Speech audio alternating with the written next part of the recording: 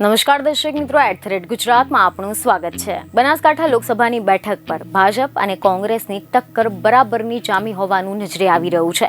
ભાજપના શિક્ષિત ઉમેદવાર રેખાબેન ચૌધરી અને કોંગ્રેસના ફાયર બ્રાન્ડ નેતા અને 3 ટર્મથી ધારાસભ્ય રહેલા ગેનીબેન ઠાકોર આમને સામને આવી ગયા છે અને આ બંનેએ પ્રચાર પ્રસાર કાર્ય પણ જોરો શોરોથી શરૂ કરી નાખ્યા છે।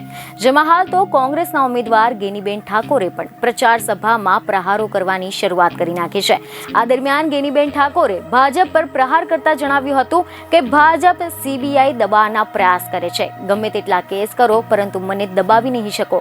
મને રાજકારણમાં 28 વર્ષ થયા છે, મને કોઈની પણ બીક નથી।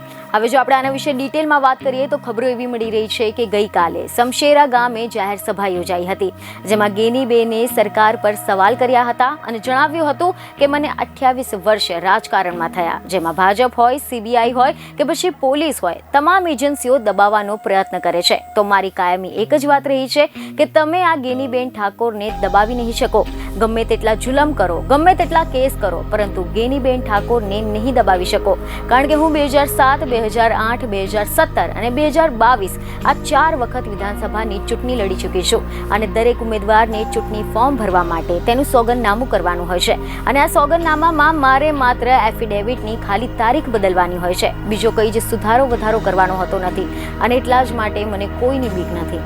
બીજને ખબરો સાથે ફરી મળીશું। ધન્યવાદ।